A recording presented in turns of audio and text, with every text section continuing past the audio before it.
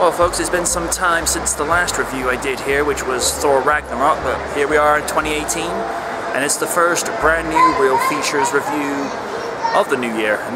And today I'm watching Darkest Hour, starring the legendary and esteemed and very talented Gary Oldman, which, by the way, sir, you should be knighted for most of your performances.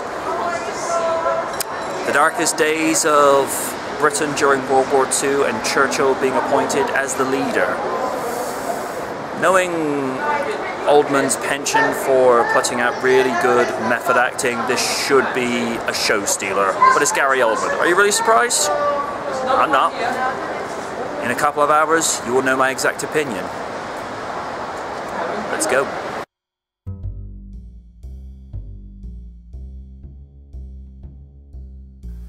You've now come to the review section, and as per norm, if you think you've come to the spoiler-free review by accident, then I'll give you just 5 seconds to stop and click off the video so you can go to the spoiler-free review if you don't want anything spoiled.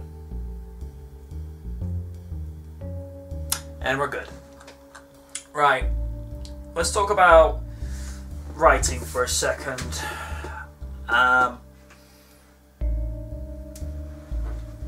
In all honesty, this is a masterpiece. It really helps that the pacing moves at a consistent enough rate whereby you're being told a reenactment of what took place in what could have seen the UK go under as the Nazi oppression was approaching. And there's obviously a few things that have to be use some artistic liberties because there's no full way of knowing the ins and outs, so the writing does a lot to try and imagine what would happen. And what I particularly like is where you have these kind of moments where, particularly with Churchill, you see these kind of moments where he's contemplating to himself what he's got to do, how he's got to go about his business, because he was put in a position whereby he wasn't even considered a favourite to go in. And the writing, like I say, really helps to flesh out these characters, make you care about them, where they have their own little quirks and mannerisms, especially the material that Gary Oldman was given to work with. How Churchill is very unconventional in this movie, as I'm sure he was in real life, because obviously this is depicting how he was back then as well. And you know, I like there's a lot of conflict of interest. You know, a lot of the characters want the same thing, just to be able to see Britain not have to go through a really dark period. But they all do it in different ways. Churchill's, as I said, is very unconventional, but sometimes you need that one person just to be able to shake things up and see things from a different perspective, where some of the other ones are sort of going through, oh, let's do it this way because it's been tried and tested. It's like, yeah, it's tried and tested, but it's no longer working. So, writing, I can't really fault it. Not being a historian on World War II, I'm sure there's somebody who will critique a lot of what happened in this picture, but for me, the writing is solid. Acting,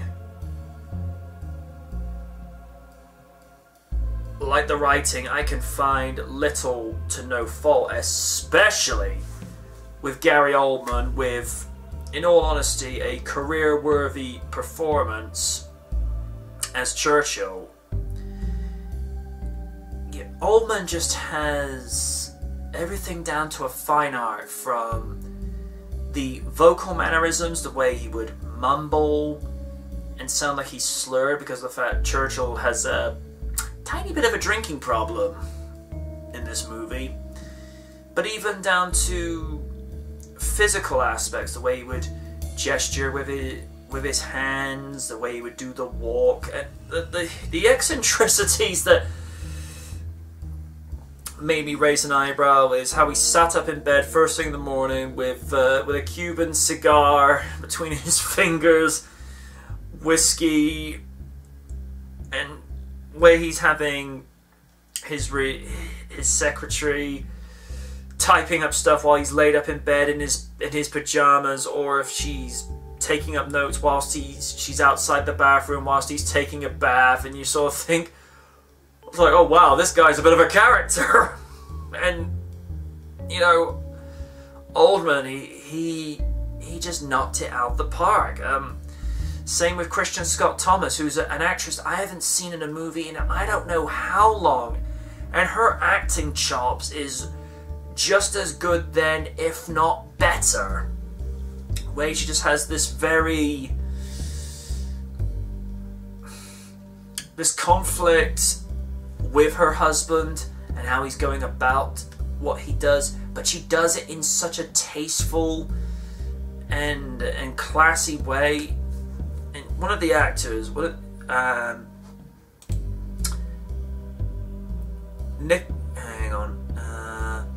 Ben Mendelsohn as King George. The tension between him and Churchill, again, this is easily one of the best acting pieces I've ever seen. Even with, and I'm guessing King George had a little bit of a lisp, a little bit of a speech impediment whenever he spoke, and I like that Mendelsohn was able to replicate this.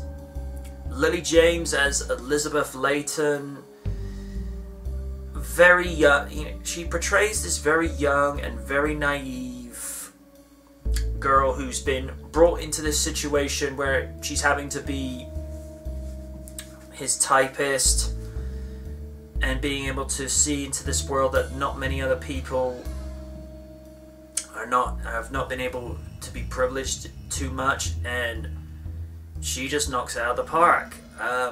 Stephen Delane as Viscount Halifax. Stephen really plays a guy who's kind of obnoxious and maybe likes himself a tiny bit too much.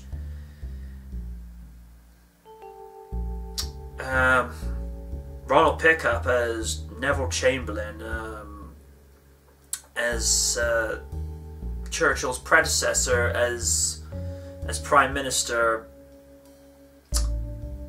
really plays a very humbled, very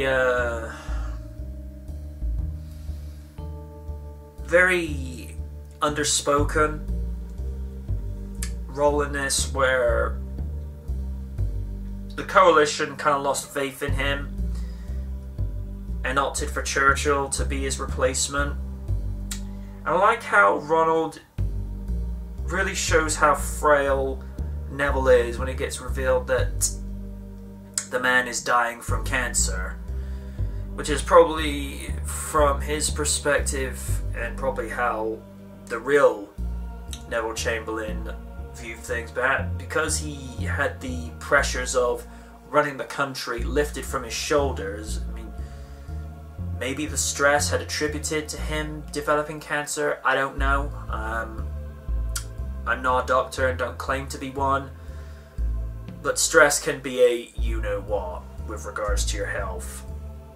So I was really impressed with his performance.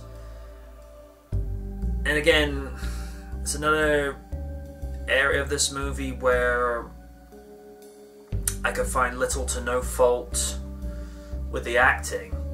Cinematography is decent, along with the sound mix. As for the score, I'm just going to have a quick look to see. Dario Marinelli. This is easily one of the best cinematic score pieces I've heard in a long time, where the score, particularly with Churchill's speech at the end of the movie, it really feels uplifting and inspiring of how he basically says to the country, look, we're going to stay and fight. We're not going to give in. We're going to go down fighting. And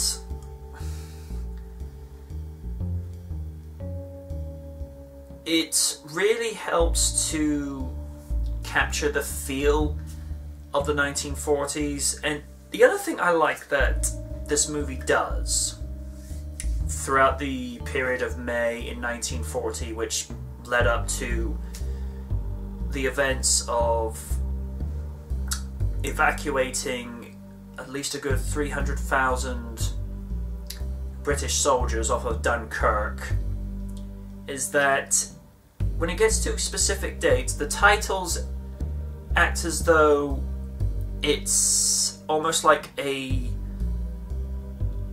date on a clock, whereby it goes up from May 13 to 16. It's how you would actually see it on a clock or on a big display calendar of how it would go. And I thought, you know, it's very, very clever and relevant to relevant of the time.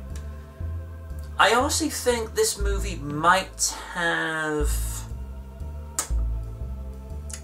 looked a little bit more appropriate if it had been used with a black and white filter, because there is something about seeing a movie as a proper noir if it's got the monochrome look, where it's got this very, very timeless feel to it. I don't want to say classic per se, but I feel like it would have added so much more to the movie if it had that approach. With regards to the special effects and visual effects, and that's the thing I like, is that even though there is CG and special effects in this movie, it's used in such a limited capacity that it doesn't take you out of the movie. And they were decent, but then again, it's Universal Pictures. You'd like to think by now at least you're getting decent reward from the purchase of admission. And I do feel like it was a little bit bittersweet because it says at the end credits of the movie that Churchill was voted out of Parliament in an election in 1945, even though even though there was victory in Europe for ending the war there. It's all like, I helped you guys to victory and you're voting me out. It's like, okay then. But yeah, and a little thing I want to add on to with performance a little bit more is some of these very private moments that you see with Gary Oldman, particularly when he's on the phone to President Franklin Roosevelt, when it's almost like he's pleading for help. These very sort of private moments where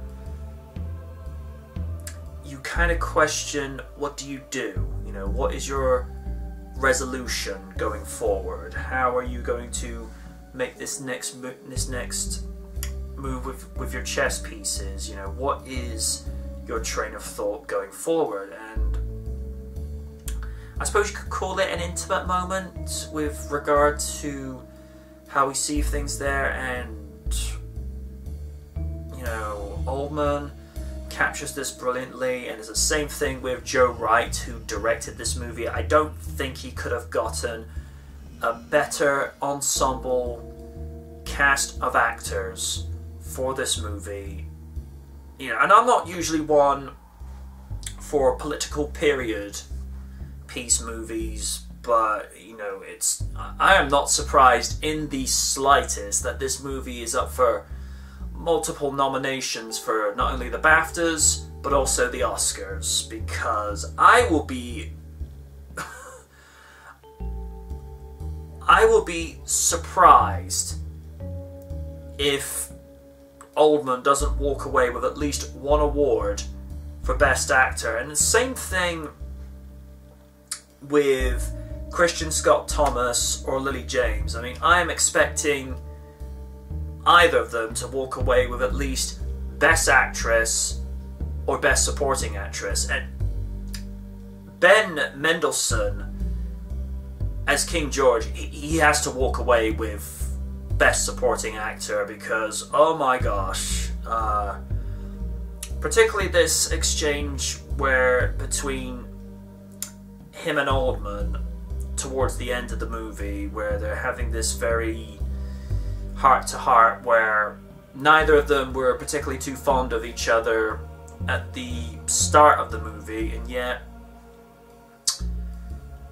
you have this sense of the King actually has faith in Churchill with regards to his capabilities and potential as a Prime Minister, and a similar sentimentality where Churchill wasn't too fond of the idea of having to speak with him, but they do seem to have this respect and bonding going on. So I did really like the exchange there.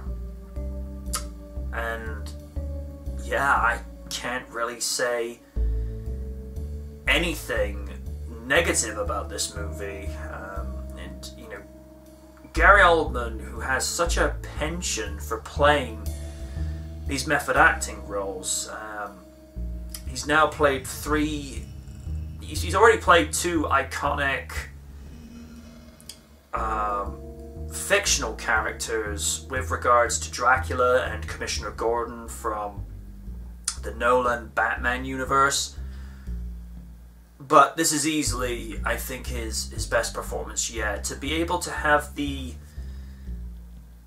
not only the physical acting and verbal acting, but just the prosthetic makeup that he had to actually look like Winston Churchill, and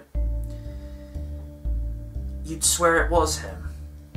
And who, you know, to the person who did the makeup artist, I hope you get an Oscar, because you deserve this. That is fantastic work.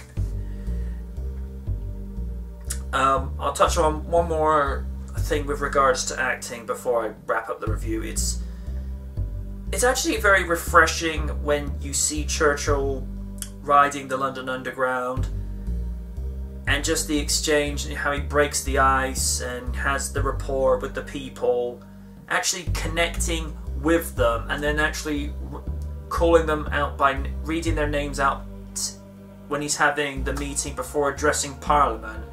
It gave a very personal touch and in touch with the people, because he was actually conversing with them. And you know, that's a thing you don't really see with too many political leaders. Now, I'm not going to get into the whole skinny of politics, because that's to be debated by and analysed by people who have more time and patience for politics, and I have neither the time for that. But I just thought that was just simply brilliant. And again, I can't really fault this movie whatsoever. I was entertained from start to finish. The set, the production value, from wardrobe to especially the lighting. I was really surprised how it has this very claustrophobic feel in the war cabinets, where it's not well lit and you're only dealing with X amount of lights on the ceiling. And again, you know, and this movie only had a budget of $30 million, and I'm not surprised that it's pulled in, you know, twice its budget back. Personally, I think it deserves a little bit more respect with regards to takings, but it is what it is, and I really hope this cleans up house in both the BAFTAs and the Oscars, and, you know, even if you're not a huge fan of war movies or political movies, I strongly urge you to check this out, because it's nice on occasion to step out of your comfort zone, right, from all the superhero movies and all the action movies and all the CG movies that are out there, to actually see something dramatic like this, to give you know, a kind of idea of what it was like back then. You don't get too many movies like that these days, so I'm very grateful that Joe Wright, Gary Oldman, and I've lost who it was, and Anthony McCartan, who, you know,